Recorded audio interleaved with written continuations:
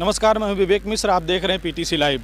Corona संक्रमण काल के 2 साल बीतने के बाद एक बार फिर सावन मास में श्रद्धालु अयोध्या से चलकर अलग अलग शिव स्थलों पर जलाभिषेक करेंगे। आप हमारे पीछे देख सकते हैं, इस समय हम लखनऊ अयोध्या हाईवे पर हैं। ये गोरखपुर का जो लखनऊ गोरखपुर हाईवे है वहाँ पर हैं और 2 वर्ष के बाद यहाँ पर फिर एक बार सावन मास में जो महाशिवरात्रि पर जलाभिषेक होगा उसके लिए बड़ी संख्या में श्रद्धालु पहुँच रहे हैं। और अभी चूँकि कल से जो ज़िले के श्रद्धालु हैं वो कल सरयू में जल लेकर दोबारा वो जो ज़िले के प्रमुख शिव स्थल हैं बदेश्वर नाथ, भारीनाथ, तिलकपुर, करणखार, तमाम ऐसे प्रमुख शिव स्थल हैं जहाँ पर जाकर वो जलाभिषेक करेंगे। लेकिन आज जो हमारे आसपास के ज़िले हैं, संत कबीर नगर हो गया, सिद्धार्थ नगर हो गया या और जो आसपास के क्षेत्र हैं, वहाँ के श्रद्धालु धीरे धीरे अपने गंतव्य स्थल तक पहुँच रहे हैं। बस्ती जिला प्रशासन ने कांवड़ जो ये सावन का मास है, कांवड़ महाशिवरात्रि के सफल और सुरक्षित समापन के लिए तमाम स्तर पर तैयारी की है।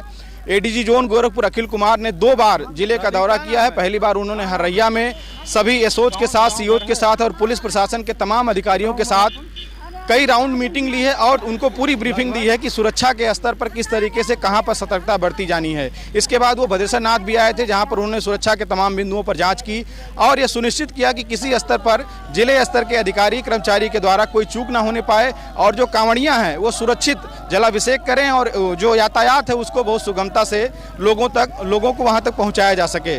तो आज आप देख रहे हैं कि यहाँ पर हम राष्ट्रीय राजमार्ग पर हैं और इसके अलावा जो बस्ती के साथ अलग अलग जिलों से चूँकि यहाँ पर श्रद्धालु बड़ी संख्या में पहुँचते हैं, तो ऐसे में पुलिस के तरफ से तमाम सारी तैयारी की गई है, चाहे वो सुरक्षा व्यवस्था को लेकर हो, चाहे यातायात को लेकर हो या तमाम सारी स्वयंसेवी संस्थाओं के द्वारा, तमाम और जो सामाजिक लोग हैं जनप्रतिनिधियों के द्वारा अलग अलग स्थानों पर जो शुद्ध पेयजल है उसका इंतजाम किया गया है। कांवड़ियों के ऊपर तमाम जगहों पे फूल से वर्षा की जा रही है पुलिस अधिकारियों के द्वारा, कर्मचारियों के द्वारा। इसके अलावा तमाम सारे इंतजाम किए गए हैं जिससे कि कांवड़ियों को सहूलियत हो और वो सुविधा के साथ जो है अपने जलाभिषेक के स्थल तक, मंदिरों तक पहुंच सके। जो सुरक्षा का इंतजाम है बस्ती जिले में, अगर उस पर गौर करें, 2 महत्वपूर्ण पहलू हैं। एक तो जो रूट डायवर्जन है, आपको बता दें कि आज रात 8 बजे से 23/7/2022 से 26 तारीख तक चूँकि रूट डायवर्जन किया गया है, ये बहुत बिजी रोड रहता है, तो रूट डाइवर्ट किया गया। रूट डाइवर्ट 2 क्षेत्रों में है, एक तो शहरी क्षेत्र में है, दूसरा जो हाईवे है लखनऊ गोरखपुर हाईवे है वहाँ पर रूट डाइवर्ट किया गया है। तो अगर आपको लखनऊ गोरखपुर हाईवे पर सफ़र करना हो तो आपको यहाँ के डाइवर्जन के बारे में जानना बहुत ज़रूरी है। उसके बारे में हम आपको जानकारी दे रहे हैं। जो रूट डाइवर्ट किया गया है, पहले बात करेंगे हम शहरी क्षेत्र की। जो बस्ती शहर है वहाँ पर जिस तरीके से कांवड़ियों की सुविधा के लिए और आम जनमानस को भी सुविधा ना हो, उनका सामान्य जो कामकाज है वो चलता रहे, उसको देखते हुए जिला प्रशासन ने, जिला अधिकारी पुलिस अधीक्षक आशीष श्रीवास्तव ने, इसके अलावा तमाम अधिकारी जो लगे हैं इस पूरे आयोजन को सफल बनाने में, उन्होंने एक जो सूची तैयार की है। जो रूट डाइवर्ट किया है उसके तहत जो शास्त्री चौक कलेक्ट्रेट चौराहा है वहाँ पर एक बैरियर लगाकर डॉक्टर रामचंद्र शुक्ल तिराहे या कांवड़ियों के रास्ते पर किसी प्रकार के वाहन को आने जाने से मना किया गया है, उस पर रोक लगाई गई है। जिनके बस्ती शहर से बाहर जाना हो, जिनको शहर से बाहर जाना होगा, वो मूड़ घाट और बड़े बन के रास्ते डाइवर्ट कर दिया जाएगा उनको। दूसरा जो डाइवर्जन शहरी क्षेत्र में है उसमें पुराना डाकखाना से कटरा आने वाले समस्त वाहनों को फव्वारा होते हुए रौता की तरफ मोड़ दिया जाएगा। चेतक तिराहे पर बैरियर लगाकर कंपनी बाग अथवा डॉक्टर रामचंद्र शुक्ल के रास्ते से आने वाले प्राइवेट वाहनों को कंपनी बाग की तरफ मोड़ दिया जाएगा। फव्वारा तिराहा से कोई वाहन कंपनी बाग की तरफ नहीं आएगा। जो डाइवर्जन किया गया है उसमें गांव गोड़िया तिराहा, काशीराम आवास से कोई भी वाहन डारीडीहा की तरफ नहीं जाएगा। सभी वाहनों को अस्पताल चौराहा से सोनू पार्क की तरफ डाइवर्ट किया गया है। ये शहरी जो क्षेत्र है, जो शहर के अंदर का है, वो डाइवर्जन है। इसके अलावा सोनू पार्क तिराहे से कोई भी वाहन डारीडीहा की तरफ नहीं जाएगा। समस्त वाहनों को अस्पताल की तरफ डाइवर्ट कर दिया जाएगा। इसके साथ ही कांवरिया वाहन जो सोनू पार्क तिराहे के पास स्थित बाग है वहाँ पर उनका पार्किंग स्थल बनाया गया है। तो सोनू पार्क तिराहे के पास कांवरिया के जो भी उनके साथ जो ट्राली आएगी, जो मैजिक आएगी और तमाम सारे 2 पहिया वाहन हैं उसके लिए पार्किंग स्थल बनाया गया है। अम्बेडकर नगर की तरफ से बस्ती से लखनऊ की तरफ जाने वाले वाहनों को राम जानकी मार्ग से होकर संत कबीर नगर की तरफ डाइवर्ट कर दिया जाएगा। इसके अलावा बस्ती से लखनऊ जाने वाले वाहनों को फुटहिया नगर होते हुए कलवारी से अम्बेडकर नगर और टांडा के लिए पूर्वांचल एक्सप्रेस वे पर डाइवर्ट किया गया है। ये आपका शहरी क्षेत्र का जो डाइवर्जन है वो है। इसके अलावा जो राष्ट्रीय राजमार्ग पर जो आपका लखनऊ गोरखपुर हाईवे है उस पर जो डाइवर्जन किया गया है उसमें मध्य रात्रि से 8 बजे से जो है बस्ती से अयोध्या आने वाले राष्ट्रीय राजमार्ग पर सभी वाहनों का आवागमन प्रतिबंधित रहेगा। एक बात आपको और स्पष्ट कर दें कि सभी वाहनों का प्रतिबंधित है, इसका दोनों लेन पर प्रतिबंधित है। केवल एम्बुलेंस को, पुलिस के वाहनों को, आकस्मिक जो सेवाएं हैं, फायर ब्रिगेड हो गया और तमाम ऐसे जो आकस्मिक सेवाएं देते हैं, चिकित्सा से जुड़े वाहन हैं, केवल उनको जाने की अनुमति रहेगी। इसके अलावा किसी भी, चाहे वो मालवाहक हो या निजी वाहन हो, 2 पहिया 4 पहिया, उनको पूरी तरीके से प्रतिबंधित किया गया है। तो ये जो वाहनों का प्रतिबंध है वो 26 तारीख तक रहेगा। बाईं लेन में कांवरियों द्वारा उपयोग किया जाएगा तथा आवश्यकता अनुसार दक्षिणी लेन में छोटे वाहनों और एम्बुलेंस आदि को आवागमन की अनुमति रहेगी। इसके अलावा अयोध्या से बस्ती सभी जितने लिंक रोड हैं वो आज 23/7/2022 को 8 बजे रात से प्रतिबंधित कर दिया जाएगा, इन पर आवागमन। लखनऊ से गोरखपुर आने वाले वाहनों को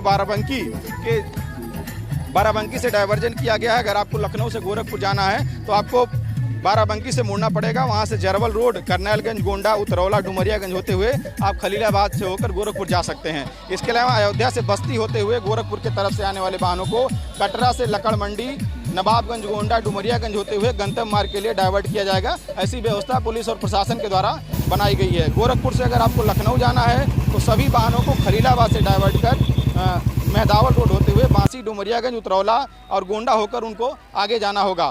बस्ती से लखनऊ की तरफ जाने वाले वाहनों को बड़े वन ओवरब्रिज के ऊपर से डाइवर्ट कर ओवरब्रिज के नीचे जो मनौरी डुमरियागंज रोड है, मनौरी चौराहे से डुमरियागंज मार्ग पर, वहां से आगे भेजा जाएगा। इसके अलावा जो आखिरी डाइवर्जन किया गया है वो है अम्बेडकर नगर के से बस्ती की तरफ जो वाहन आने वाले हैं, जिन लोगों को अम्बेडकर नगर से बस्ती आना हो उनको कलवारी चौराहे से गायघाट, कुदरा, लालगंज होते हुए संत कबीर नगर होकर जो है डाइवर्ट किया गया है। तो ये जो पूरा शहर का और राष्ट्रीय राजमार्ग पर जिस तरीके से डाइवर्जन किया गया है ये उसका पूरा डिटेल था।